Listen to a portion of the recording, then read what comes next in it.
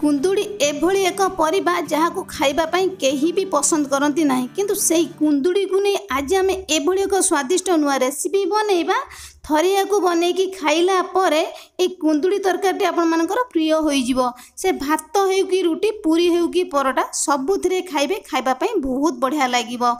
नमस्कार, मामा किचन ओडिया को आपण मानक अनेक अनेक स्वागत। कुंदुड़ीर ए सुआदिया रेसिपी पाई प्रथमे आमको कुंदुड़ी दरकार। तो एठी मु 500 ग्राम कुंदुड़ी की धोईकी एकदम पतला पीस करिकी काटी नहीं जाइए। पतला पीस करिकी काटी नहीं गले कौन हम ना ए रेसिपीटा आमर जल्दी बनिबो। ए कुंदुड़ी तरकारी पाई आमे गोटे मसला बनैबा। तो ये गोटे पैन मु बसई नहीं जाइए। पैन आमर गरम ही आसला। एबे आमे देइदबा गोटे बड़ चामच चना डाली बा बुट डाली, गोटे चामच बिरी डाली, गोटे चामच जीरा, गोटे चामच देदेबा आमे सोरिष, 4टी सुखिला लंका। जदि आपण माने अधिक राग खाउचंती आउ 2टी लंका मध्य देई पारिबे। अल्प किछि भृषंग पत्र देकी तो एको आमे कोन करिबा ना भल्लो भाबरे भाजी नै जिबा। मसला को आमे पोड़ीबानी, एकदम लाल करके आमे डालीटा को भाजी नहीं गले बास्ना और फ्लेवर ए कुंदुड़ी तरकारी 2 गुण ही आसीबो। तो एठी बे हमर मसलाटा ही आसले आम ताको बाहर कर नै जिबा। मसला को आमे ठंडा हवा पई दबा। तो सेम पैन ले एठी बे देई दबा 2 बड़ चामच तेल। तापर एबे आमे कोन करबा ना जो कुंदुड़ी के आमे काटी के रखले एठी बे देई दबा।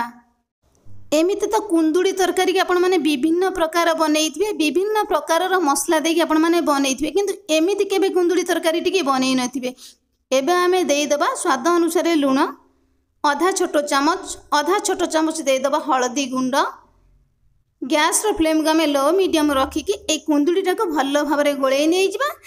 ए कुंदुड़ीटा को एमिति भाजिकी बनैले तरकारीटी भलो लागिबो। जदि एमिति बनैबा पई चाहू नांती अल्प पानी रे लुण हलदी देके ए कुंदुड़ी की एमती काटिकी ताऊ सिझेकी मध्य मु जो प्रोसेस रे तरकारी टिकी बनैबी आपण माने सेम प्रोसेस रे मध्य बनै पारे, किंतु कुंदुड़ी टी भाजिकी देले ता बास्ना और फ्लेवर तार टेस्टटा निहाती भाबर अलग ही आसीबो। तो गैस रो फ्लेम हमर लो मीडियम अछि। एबा हम ताऊ घोड़े नै जिबा 4 रु 5 मिनिट पर्यंत। सेही टाइम भितर जो मसलाटा को हमें भाजिकी रखले ठंडा हे गेलानी गोटे मिक्सर जार हमें देई दबा। तापर एबा हमें देई दबा फाळे सुखिला नडिया। सुखिला नडिया जदि आपण मान पाखन नथिबो फ्रेश नडिया मध्य देई पारिबे, किंतु सुखिला नडिया देले तरकारीटा भलो लागिबो।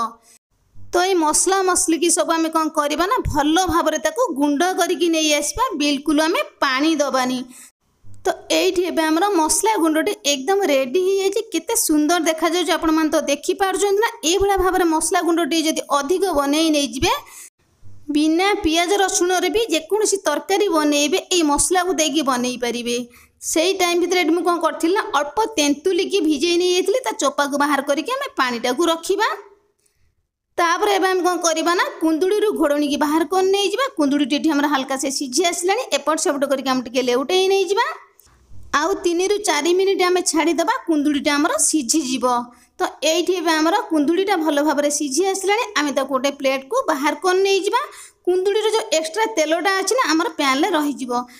एबे आमे आ तेल दबानी। से सेम तेल रे आमे देई दबा आधा चामच बुट डाली, आधा चामच बिरी डाली, आधा चामच सोरिष, आधा चामच गोटा जीरा, 2टी सुखिला लंका, अल्प किछि देई दबा आमे भृषंग पत्र। गैस रो फ्लेम का आमे लो मीडियम रखिकी तो एबे आमे कोन करबा ना ए मसला मसली के आमे हल्का से भाजी नै जिबा। भृषंग पत्र सुखिला लंकाटा हमर भलो भाबरे हेई जिवो। तो तापर एबे आमे कोन करबा ना गोटे बड़ साइज रो पियाज को एकदम चुना चुना करी काटिके आमे देई दबा। पियाज को आपण माने स्किप करी मध्य ए रेसिपी की बनई पारिबे, किंतु पियाज देले भलो लागिवो। जदि आपण माने बिना पियाज रसुण रे बनैबा पई चाहउछन ताले ए रेसिपी को निश्चित भाबरे ट्राई करिवे। समस्त को पसंद आछो जदि आपण माने एई हुली भाबरे तरकारी टिके बनैबे। तो पियाज को एठी हमें हल्का से लाल करिकि भाजी नै जिबा। अधिक हमें बिल्कुल लाल करिकि पियाज को हमें भाजीबानी। पियाज रा कंचा स्मेल पळै जो। तो सही प्रोसेस रे पियाज रा को हमें आधा आधी भाजीबा। ए रेसिपीटी को बनैबा जेतिकी सहज खाइबा पाई मध्य सेतिकी टेस्टी लागिवो। सबुथिरे आपण मन ताको खाई पारिबे। तो ये पियाजटा को हमें एपट सेपट कर लेउटै टिके गोळेई नै जिबा। पियाजटा हमर हल्का से भाजी आसलानी। पूर्व जो गुंड करके हम रखले मसला मसली सहित नडिया को एबे हमें देई दबा। এই মସଲା ଗୁଣ୍ଡକୁ ଆମେ ପିଆଜ ସହିତ ମିଶେଇକି ଭଲ ଭାବରେ ଭାଜି ନେଇଯିବା। କାରଣ କଞ୍ଚା ନଡ଼ିଆ ଆମେ ବାଟିଥିଲେ, କଞ୍ଚା ନଡ଼ିଆର ଫ୍ଲେଭରଟା ଏକଦମ ଭାଜି ହେଇଗଲା ପରେ 2 ଗୁଣା ଆସିବ। ତ ଗ୍ୟାସ୍ର ଫ୍ଲେମ୍କୁ ଲୋ ମିଡ଼ିୟମ୍ ରଖିକି ମସଲାକୁ ଆମେ ଭଲ ଭାବରେ ଭାଜି ନେଇଯିବା ହାଲକା ଲାଲ କରିକି। କୁନ୍ଦୁଡ଼ିର ସବୁବେଳେ ଗୋଟିଏ ପ୍ରକାର ରେସିପି ଖାଇ ଖାଇ ଯଦି ଆପଣମାନଙ୍କୁ ଭଲ ଲାଗୁନଥିବ ତାହେଲେ କୁନ୍ଦୁଡ଼ିକୁ ଏମିତି ରାନ୍ଧିକି ଖାଇକି ଦେଖିବେ ନା, ଛତୁ ପନିର ମଧ୍ୟ ଏ ତରକାରୀ ଆଗରେ ଫିକା ଲାଗିବ। ତ ଏଇଠି ଏବେ ଆମର ମସଲାଟି ଭଲ ଭାବରେ ଭାଜି ଆସିଲାଣି। ତାପରେ ଏବେ ଆମେ ଦେଇଦେବା ଅଧା ଛୋଟ ଚାମଚ ହଳଦୀ ଗୁଣ୍ଡ, ସ୍ୱାଦ ଅନୁସାରେ ଲୁଣ ଅଧା ଛୋଟ ଚାମଚ। ଲୁଣ ଆମେ କୁନ୍ଦୁଡ଼ିରେ ଦେଇକି ଭାଜିଥିଲେ, ମସଲା ପାଇଁ ଆମେ ଅଳ୍ପ ଲୁଣ ଦେବା। ଏବେ ଆମେ କ'ଣ କରିବା ନା, ପୂର୍ବରୁ ଯେଉଁ ତେନ୍ତୁଲିଟାକୁ ଭିଜେଇକି ରଖିଥିଲେ 1 ଚାମଚ ପାଖାପାଖି ଆମେ ତେନ୍ତୁଲି ପାଣି ଦେଇଦେବା। ତେନ୍ତୁଲି ପାଣି ଦେଲେ ଏ ତରକାରୀଟି ଖାଇବା ପାଇଁ ଭଲ ଲାଗିବ। ଆଚ୍ଛା କହିଲେ ଦେଖି, ଏ କୁନ୍ଦୁଡ଼ିର ରେସିପିଟି କେଉଁଠିକାର ବେଶୀ ଫେମସ୍? ଆମେ ତ ଏମିତି ଅନେକ ପ୍ରକାର କୁନ୍ଦୁଡ଼ି ରେସିପି ବନେଇଛନ୍ତି, କିନ୍ତୁ ସବୁ କୁନ୍ଦୁଡ଼ି ତରକାରୀ ଠାରୁ এই ତରକାରୀଟି ସମ୍ପୂର୍ଣ୍ଣ ଭିନ୍ନ। ଆପଣମାନେ ଥରେ ବନେଇଲା ପରେ ହିଁ ଜାଣିପାରିବେ। ମସଲାଟି ଏଠି ଆମର ହେଇ ଆସିଲାଣି। କୁନ୍ଦୁଡ଼ି ଭଜାକୁ ଏବେ ଆମେ ଦେଇଦେବା। ଗ୍ୟାସ୍ର ଫ୍ଲେମ୍କୁ ମିଡ଼ିୟମ୍ ରଖିକି ମସଲା ସହିତ ଏ କୁନ୍ଦୁଡ଼ିକି ଭଲ ଭାବରେ ଟିକେ ଆମେ କଷି ନେଇଯିବା। ଏଠି ଆମେ ପାଣି ଦେଇକି ମସଲା ସହିତ କୁନ୍ଦୁଡ଼ିକି ଆମେ କଷିବାନି, ପ୍ରଥମେ ଆମେ ଏଇଭଳି ଭାବରେ କଷି ନେଇଯିବା 2 ରୁ 3 ମିନିଟ୍ ପର୍ଯ୍ୟନ୍ତ। କୁନ୍ଦୁଡ଼ିଟା ଆମର 80% ସିଝିଥିଲା। ତ ଏମିତି ଏପଟ ସେପଟ କରିକି ଲେଉଟେଇକି ଭାଜି ନେଇଗଲା ପରେ କୁନ୍ଦୁଡ଼ିଟା ଆମର ଭଲ ଭାବରେ ଟିକେ ସିଝିଯିବ। ତ ଏବେ ଆମର ମସଲା ମସଲି ହାଲକା ସେ ଭଲ ଭାବରେ କଷି ଆସିଲାଣି, କୁନ୍ଦୁଡ଼ି ମଧ୍ୟ ଆମର ଭଲ ଭାବରେ ସିଝି ଆସିଲାଣି। ଏବେ ଆମେ କ'ଣ କରିବା ନା, ଏ ମସଲା ସହିତ ଦେଇଦେବା ଆମେ ଅଳ୍ପ ପାଣି।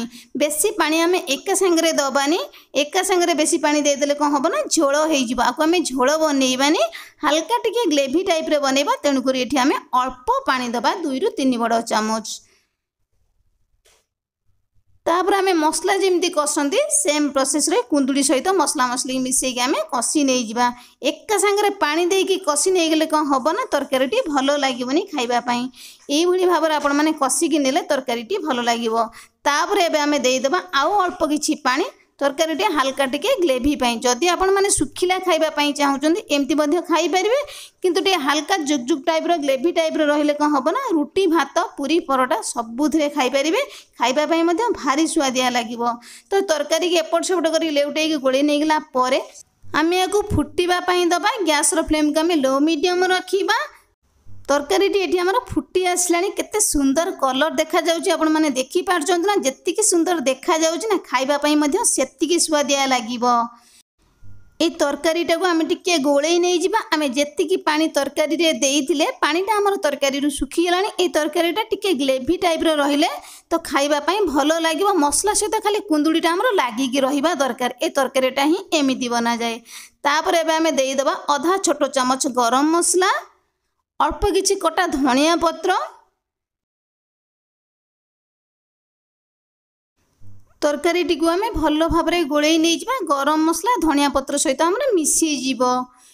ଗରମା ଗରମ ଭାତ ସହିତ ଯଦି এই ରେସିପିକୁ ଥରେ ବନେଇ ଦେବେ ନା, ଆପଣଙ୍କୁ ଆଉ ଅଲଗା ତରକାରୀ ଦରକାର ପଡ଼ିବନି, କି ଭାତ ସାଇଡ଼ରେ ଡାଲି ମଧ୍ୟ ଦରକାର ପଡ଼ିବନି।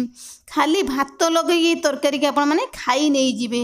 ତ ଏଇଠି ଏପଟ ସେପଟ କରିକି ଲେଉଟେଇକି ଗୋଳେଇ ନେଇଗଲା ପରେ ଦେଖିପାରୁଛନ୍ତି ଆଉ ଟିକେ ଆମର ଶୁଖିଲା ଟାଇପ୍ର ହେଇ ଆସିଲାଣି। এইଭଳିଆ ହିଁ ତରକାରୀଟା ଆମର ରହିବ। ନା ଏ ତରକାରୀଟି ଝୋଳ ହେଇଛି ନା ବିଲକୁଲ ଶୁଖିଲା ହେଇଛି, এইଭଳିଆ ଭାବରେ କୁନ୍ଦୁଡ଼ି ସହିତ ଏକଦମ ମସଲାଟା ଆମର ଖାଲି ଲାଗି ଲାଗି ରହିବ। ତ ଏଇଠି ଏବେ ଆମର ରେଡ଼ି ହେଇଯାଇଛି ଗରମା ଗରମ ସୁପର ଟେଷ୍ଟି କୁନ୍ଦୁଡ଼ିର ଏକଦମ ନୂଆ ରେସିପି। ଯେଉଁମାନେ କୁନ୍ଦୁଡ଼ି ଖାଇବା ପାଇଁ ଭଲ ପାଆନ୍ତି ନାହିଁ ସେଇମାନଙ୍କୁ ଏମିତି କୁନ୍ଦୁଡ଼ିକି ରାନ୍ଧିକି ଦିଅନ୍ତୁ, କୁନ୍ଦୁଡ଼ି ତରକାରୀ ବି ସେମାନଙ୍କର ପ୍ରିୟ ହୋଇଯିବ।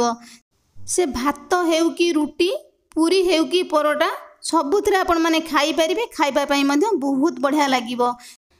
ତେବେ ମୋର ପ୍ରିୟ ଦର୍ଶକ ବନ୍ଧୁ, ଭିଡ଼ିଓଟିକି ସ୍କିପ୍ ନ କରି ଫୁଲ୍ ୱାଚ୍ କରିବେ, ଫୁଲ୍ ପ୍ରୋସେସ୍ରେ ବନେଇବେ, ଖାଇବେ ଆଉ ସମସ୍ତଙ୍କୁ ଖୁଆଇବେ। ଆଜିର ରେସିପିଟି ଆପଣମାନଙ୍କୁ କେମିତି ଲାଗିଲା ଛୋଟିଆ କମେଣ୍ଟ କରିବା ପାଇଁ ଜମା ବି ଭୁଲିବେନି। ରହିଲି ନମସ୍କାର।